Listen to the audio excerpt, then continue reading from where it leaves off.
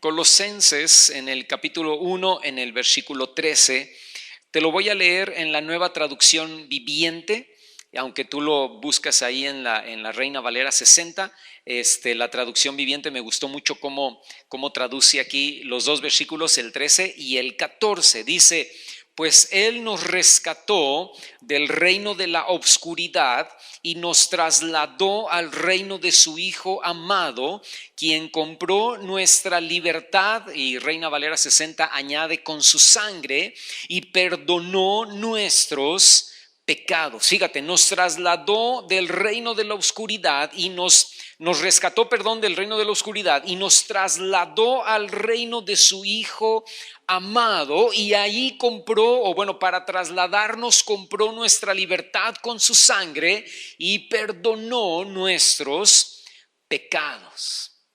Fíjate, hermano, esta tarde yo te quiero hablar acerca de las características de vivir en el reino de Dios. Y dice ahí Pablo en la carta a los Colosenses que Dios nos sacó del reino de las tinieblas y nos transportó al reino de los cielos. Y este reino, el reino de Dios o el reino de los cielos, es un reino espiritual dentro de la esfera de lo material o de lo físico. Vivimos dentro del reino de Dios, pero aún seguimos viviendo dentro de lo que es el mundo. Tú y yo tenemos entonces dos ciudadanías. Somos ciudadanos mexicanos, ¿no? Y al mismo tiempo somos ciudadanos del reino, pero la ciudadanía celestial que tenemos es eterna. Tu ciudadanía mexicana se va a acabar cuando te mueras, cuando te sepulten. Hasta ahí se acabó todo lo mexicano que podía ser, ¿no? Pero tu ciudadanía celestial, la ciudadanía del reino de Dios o del reino de los cielos, esa va a traspasar la eternidad, y tú vas a seguir siendo, y yo también vamos a seguir siendo ciudadanos del reino celestial por toda la eternidad, porque más que seres físicos, somos seres espirituales. Ahora, Dios nos trasladó a este reino, y en este reino o el vivir dentro de este reino celestial, cuando vivimos dentro de este reino celestial, encontramos dos características importantes. Ahora, alguien puede decir: ¿a poco nada más dos, hermano? No hay muchísimas más. Y yo digo: sí, hay muchísimas características de vivir dentro del reino de los cielos, pero estas características se resumen solamente en estas dos características principales o primordiales como resultado de haber pasado, de haber sido trasladados al reino de Dios. Y la primera característica, hermano, es que ahora resultamos amando a Dios con todo nuestro corazón. En Marcos capítulo 12 versículo 30, Jesús dice: y amarás al Señor tu Dios con todo tu corazón y con toda tu alma y con toda tu mente y con todas tus fuerzas. Y dice Jesús: este es el principal mandamiento. Y yo les mencioné, esta cita la mencioné hace 3 o 4 domingos atrás, y yo les decía que aquí en Marcos capítulo 12 verso 30 es donde dice las 4 áreas con las cuales nosotros debemos amar a Dios: con nuestro corazón, con nuestra alma, con nuestra mente y con nuestras fuerzas. Y fíjate, hermano, primeramente esta característica de amar a Dios viene como un acto de nuestra voluntad. Pasamos del reino de las tinieblas al reino de la luz, y de un día para otro, literalmente, de un momento a otro, literalmente, ahora resulta que tú amas a Dios, cuando hacía unos minutos atrás o unas horas atrás o un día atrás no tenías ninguna sentimiento, ninguna emoción, ningún deseo, ningún anhelo de amar a Dios, pero resulta que te entregas a Cristo, resulta que te arrepientes, resulta que le recibes al Señor en tu corazón y ahora viene un amor de ti hacia Él que es un acto de tu propia voluntad. En primera de Juan capítulo 4 verso 19, Juan dice que le amamos a Él porque Él nos amó primero. Y Pedro en el capítulo 1 verso 8 dice que le amamos y le creemos aun cuando no lo hemos visto. Fíjate, hermano, le amamos porque el Espíritu Santo viene a traernos revelación del amor de Dios demostrado en su sacrificio para lograr nuestra salvación, y entonces voluntariamente comenzamos a amar al Señor, siendo que antes, como te dije hace un momento, estábamos totalmente alejados de Él y alejados de sus promesas. En Josué capítulo 22 verso 5, no lo busques, pero Josué les dice a los israelitas que con diligencia deberían cuidar de cumplir el mandamiento, escucha, de amar a Jehová. Les dice Josué, cumplan con diligencia el mandamiento de amar a Jehová. Es decir, hermano, que en ese amar a Dios, tú y yo debemos esforzarnos, debemos ser decididos y debemos ser valientes para amar a Dios cada día de nuestra vida. Porque yo lo he dicho mucho aquí y en otras ocasiones, ¿verdad? En predicaciones, que el amor de Dios, o el amor más bien, es una decisión. Y decidimos amar a Dios por encima de cualquier circunstancia. Pablo les escribe a los Efesios y en el capítulo 6 verso 24 les dice que la gracia sea con todos los que aman a nuestro Señor Jesucristo con amor inalterable. Porque cuando hemos pasado del reino de las tinieblas al reino de Dios, hermano, la característica más notoria es que tenemos un amor por Dios, escucha, inalterable. Es decir, que nuestro amor a Dios está por encima de si nos va bien o si nos va mal, de si somos o no somos bendecidos. Nuestro amor por Dios debe estar por encima de si nos prospera o no nos prospera, o si nos da COVID o si nos mantenemos sanos durante toda esta pandemia, ¿no? O si contesta o no contesta, según nosotros, nuestras oraciones. O si Dios hace las cosas a su manera o a nuestra manera. Escúchame, nuestro amor debe estar más allá de si sentimos o no sentimos amar a Dios. Ay, hermano, es que como que ya no siento que amo a Dios, ¿verdad? No. Es que tu amor no se basa en un sentimiento, tu amor se debe basar en una decisión. Tu amor debe ser una decisión por Dios. Y en esa decisión yo decido amar a Dios, lo sienta o no lo sienta, me bendiga o no me bendiga, me dé o no me dé, me prospere o no me prospere, me sane o no me sane, resuelva mis problemas o no resuelva mis problemas. Yo amo a Dios con un amor inalterable, con un amor que no se mueve a pesar de las circunstancias. Fíjate, ve conmigo Deuteronomio capítulo 30, vamos ahí por favor. Fíjate lo que dice el versículo 6. Escucha, esto es muy importante. Dice, y circuncidará Jehová tu Dios tu corazón y el corazón, escucha, y el corazón de tu descendencia. ¿Escuchaste eso, hermano? Va a circuncidar Dios tu corazón, pero también va a circuncidar el corazón de tu descendencia para que ames a Jehová tu Dios con todo tu corazón y con toda tu alma, a fin de que vivas. O sea, dice Moisés, le dice al pueblo de Israel, Dios va a circuncidar su corazón y Dios va a circuncidar el corazón de su descendencia para que amen a Jehová su Dios con todo su corazón, con toda su alma, a fin de que vivan.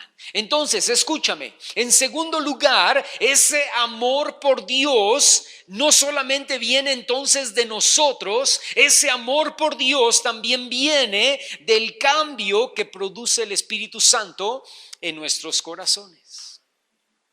O sea, en el momento en que tú te entregas al Señor, resulta que ahora por ti mismo amas a Dios, pero también resulta que ahora el Espíritu Santo en ese mismo momento circuncida tu corazón, según la cita que acabamos de leer, y pone un amor por Dios que tú antes no tenías. Romanos en el capítulo 2 y en el versículo 28 y 29, Pablo dice que no es judío el que lo es exteriormente, ni es la circuncisión la que se hace exteriormente en la carne, de la cual muchos judíos estaban tremendamente muy orgullosos, ¿no? Dice el verso 29, sino que es judío el que lo es en lo interior. Escucha. Y luego, tomando la referencia de Deuteronomio capítulo 30 que acabamos de leer, Pablo dice, y la circuncisión es la del corazón. ¿Y para qué nos circuncidó Dios, hermano? Para que amemos a Jehová nuestro Dios. ¿Qué significa la circuncisión del corazón? Que Dios quitó la carne que estaba mal, Dios quitó el pecado, Dios quitó de ahí lo que estorbaba. Y puso un corazón que ahora resulta amando al Señor. Y luego en Romanos capítulo 5, verso 5 agrega y dice que el amor de Dios ha sido derramado en nuestros corazones por el Espíritu Santo que nos fue dado. ¡Wow! Al pasar al reino de los cielos, hermano, el Espíritu Santo trae a nuestra vida la capacidad, el deseo, la pasión, el anhelo de amar a Dios. ¿Sabes por qué estás aquí hoy, sábado en la tarde, cuando podías haber estado en tu casa? Estás aquí porque resulta que ahora amas a Dios por tu voluntad, por tus propias fuerzas, y porque Dios ha puesto eso, porque Dios circuncidó tu corazón y el Espíritu Santo ahora ha puesto ese amor por Dios en tu vida. Fíjate, eso se aclara más cuando leemos Ezequiel. Ve conmigo, Ezequiel capítulo 36. Fíjate, Ezequiel en el capítulo 36, los versículos 26 al 27. Dice allí Ezequiel profetizando para el tiempo futuro, o sea, para este tiempo, y dice que nos dará un corazón nuevo. Escucha cuántas cosas va a hacer, hermano. Fíjate, número 1, dice, nos dará un corazón nuevo. Número 2, pondrá un espíritu nuevo dentro de nosotros. Y bueno, ahí antes de seguir, escucha, te da un corazón nuevo porque tu corazón viejo era amargado, estaba podrido, olía mal, estaba maleado, estaba inclinado a lo malo. Y entonces dice, nos dará un corazón nuevo y pondrá un espíritu nuevo dentro de nosotros. Número 3, y quitará de nuestra carne el corazón de piedra. Número 4, y nos dará un corazón de carne. Verso 27, número 5, pondrá dentro de nosotros su espíritu con E mayúscula, porque si te fijaste en el verso 26, al principio dice, pondrá espíritu nuevo, espíritu con E minúscula, o sea, te va a dar un espíritu, el espíritu que tenías te lo va a hacer nuevo, pero después en el verso 27 dice, y pondrá dentro de nosotros su espíritu con E mayúscula, su Espíritu Santo, dice, y luego punto número 6, y hará que andemos en sus estatutos y guardemos sus preceptos y los pongamos por obra.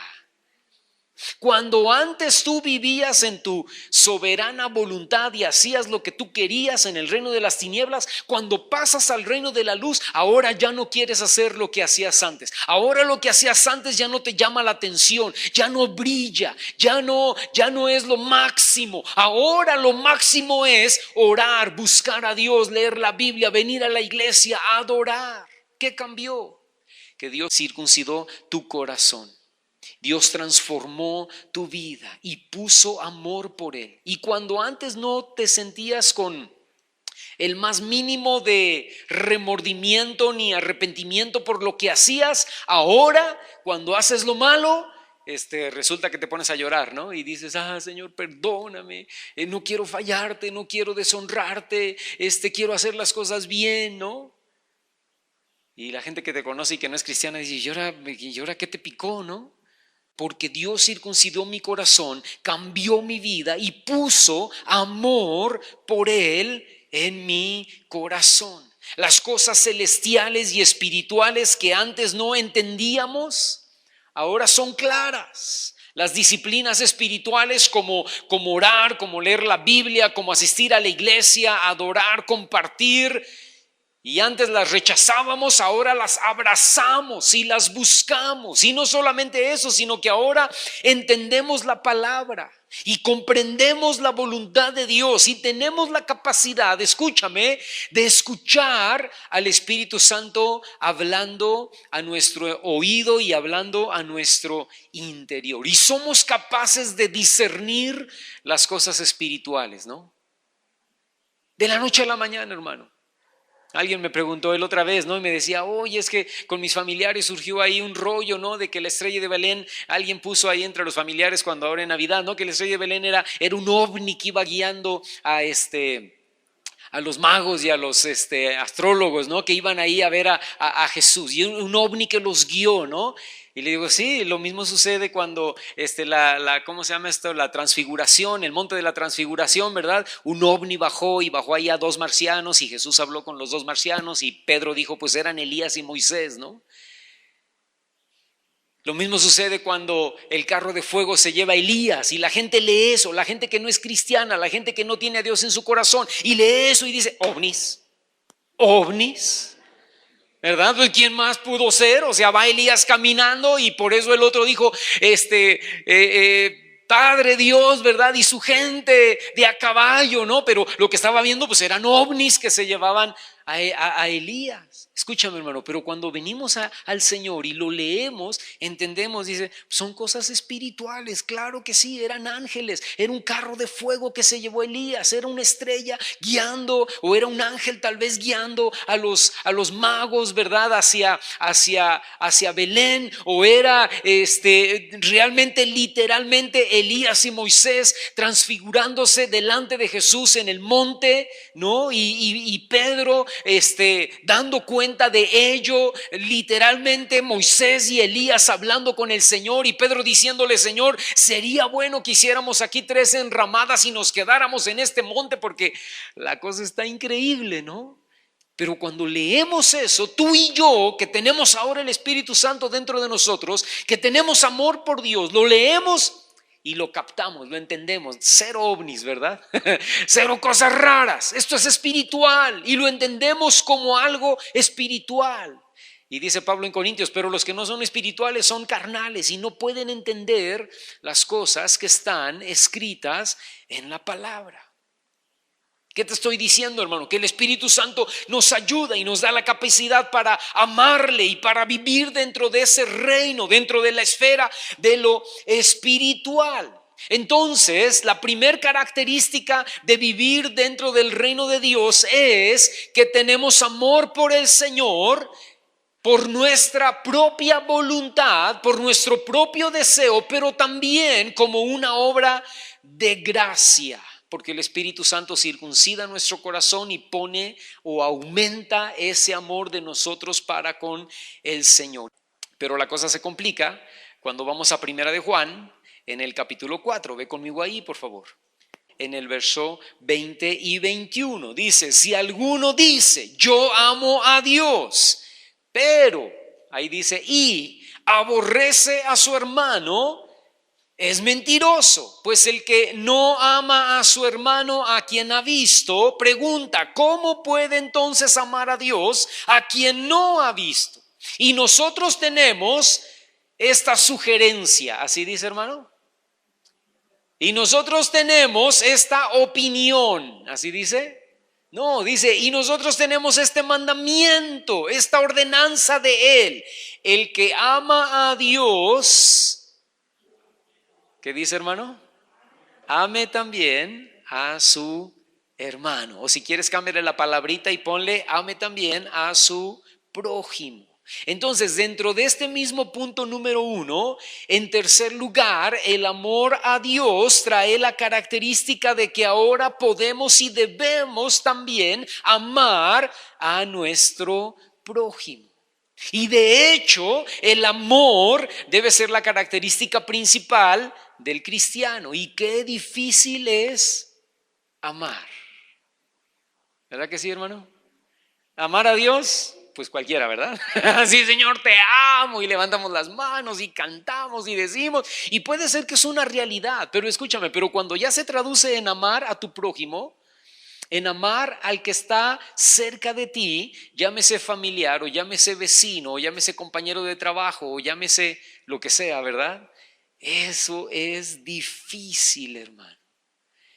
Debemos amar al borracho, debemos amar al adúltero, debemos amar al homosexual, debemos amar a la muchacha que va y se hace para perder al niño, ¿cómo se llama? Un aborto, un legrado. Debemos amar al mentiroso, debemos amar al ladrón. No hablamos de estar de acuerdo o de aplaudir su pecado, no estamos hablando de eso, pero estamos hablando de que debemos amarlo. Hace algunos años yo asistí a una congregación en donde, y yo les he contado esto, ¿no? En la iglesia entró una persona que era estilista, muy famoso de la ciudad y era homosexual. Y entró y la gente lo recibió y le gustó la reunión y estuvo ahí, ¿verdad? Y alguien lo llevó a hacer la oración para recibir al Señor y él hizo la oración y después de esta reunión, a la siguiente reunión él regresó y a la siguiente regresó y a la siguiente regresó, ¿verdad? Porque empezó a encontrar algo ahí dentro de la iglesia que tocó su corazón. Y regresó como por 3 o 4 o 5 domingos hasta que una hermana celosa de su deber le dijo, yo no sé, lo saludó en la puerta y le dijo, no sé por qué usted viene aquí. Este no es su lugar. Y esa fue la última vez que vino. Y dijimos, wow, qué tristeza, qué difícil, qué mal. Porque en la iglesia es donde debería esa gente, el borracho, el adúltero, el homosexual, el ladrón, el narcotraficante, en la iglesia es donde deberían sentirse tremendamente amados, recibidos y acogidos por la gente que ama a Dios con todo su corazón. No aplaudimos lo que haces. No estamos de acuerdo con lo que haces. Necesitas arrepentirte, pero que te amamos, ¿verdad? Porque Dios es igual. Dios lo ama terriblemente, Dios lo ama tremendamente, aunque no está de acuerdo con su pecado. Porque Jesús con quienes más convivía era con las rameras, era con los borrachos y era con los publicanos, que eran unos ladrones. Y era con los que más tenía relación, y era con los que comía, y era con los que se juntaba. No estaba de acuerdo con su pecado, porque igual les decía, arrepiéntanse, porque el reino de los cielos ha llegado. Y la prostituta y el publicano que estaban con él terminaban arrepintiéndose de su pecado y amando a Dios con todo su corazón. Pero el Señor tenía brazos abiertos para ellos. Escúchame, hermano, y es tan difícil amar. Lo que nosotros hacemos para empezar lo primero es juzgar y señalar y condenar, ¿verdad que sí? Y a veces es necesario no tanto condenar y no tanto señalar y no tanto ser tan justicieros, santificados, ¿no? Sino abrir las manos y decir, pero te amamos. Estás mal, pero te amo. La estás regando, pero te amamos. Y eres bien recibido, eres bien recibida. Debemos amar, fíjate, no solamente esta gente, ¿no? Sino debemos amar también a quien nos hizo daño, a quien nos hirió, a quien nos lastimó. Jesús dice en Lucas capítulo 6, verso 35, que amemos a nuestros enemigos al grado, y lo dice ahí, Lucas 6, 35, dice que los debemos amar al grado de hacerles bien. Wow, a los que nos hirieron, a los que nos lastimaron, tienes que amarlo a tal grado de hacerles bien. Porque si le haces bien al que te hirió, si le haces bien al que te dañó, eso habla de que verdaderamente le has perdonado y eso habla de que verdaderamente amamos a Dios con todo nuestro corazón. Imagínate tú lo que era ser esclavo en el tiempo del Antiguo Testamento, ¿no? Imagínate lo que era vivir como esclavo. Y la Biblia habla de un hombre sirio, un hombre que no era del pueblo de Israel, que se llamaba Naamán. Y Naamán era un general del ejército, ¿verdad? Estaba el rey y debajo del rey estaba Naamán. Y Naamán estaba leproso, pero Naamán como jefe del ejército, pues obviamente era rico. Y Naamán tenía esclavos, y una esclava que él tenía era judía.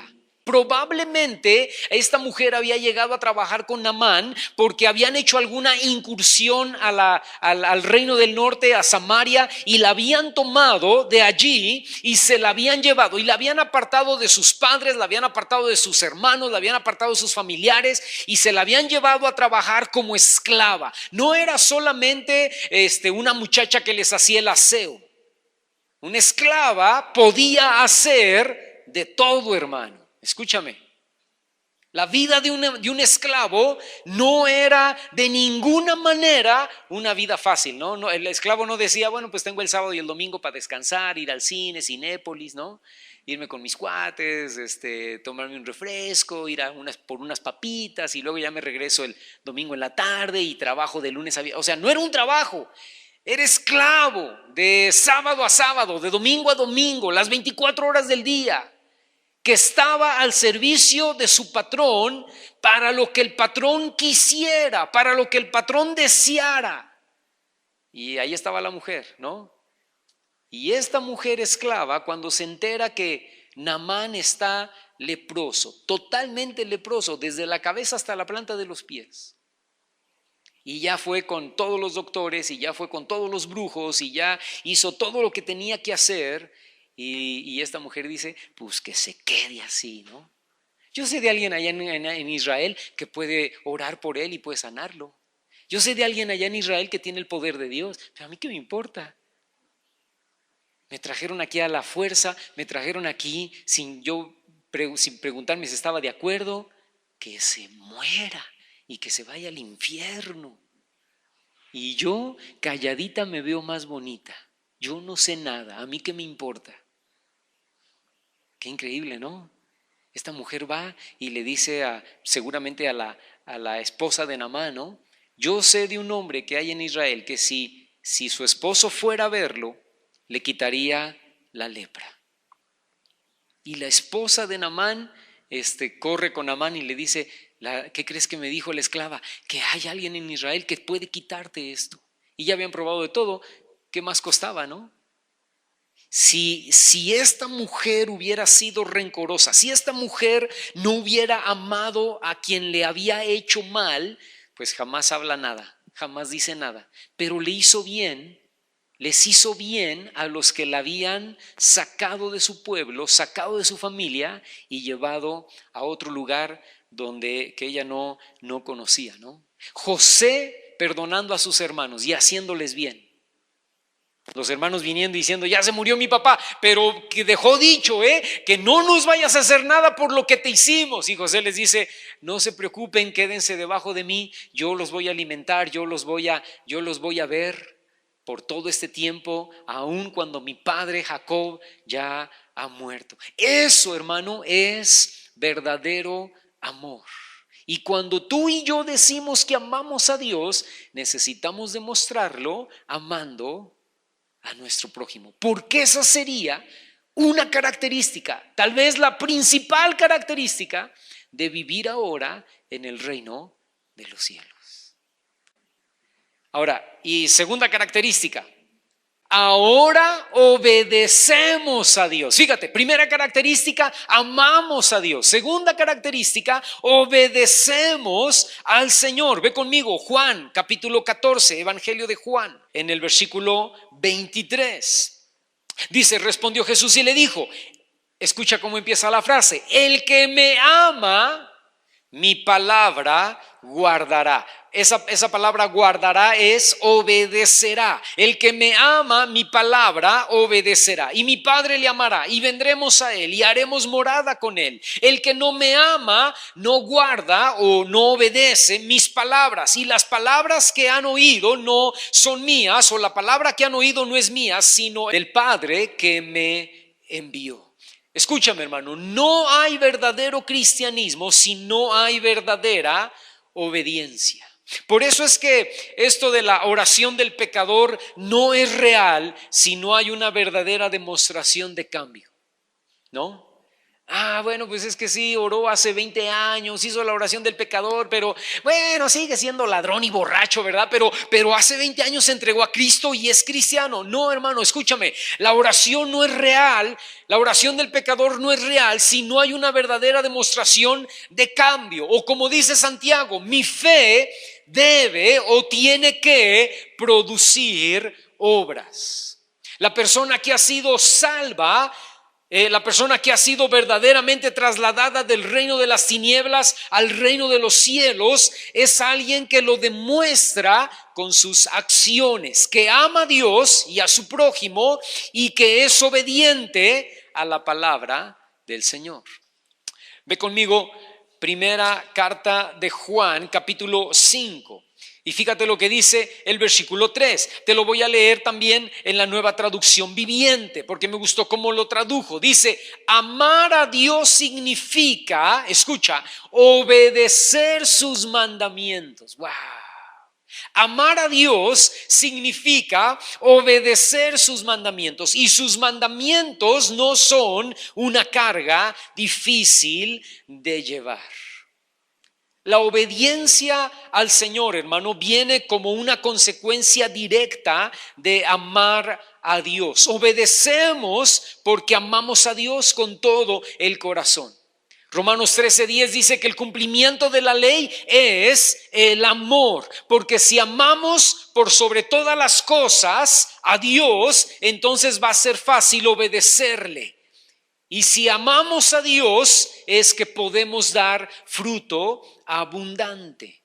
Por eso yo siempre digo, hermano, que todo lo que hacemos dentro de la vida espiritual no puede ser, no debe ser por obligación o por fuerza, debe ser por amor. Debe ser por amor y voluntariamente que hacemos lo que hacemos.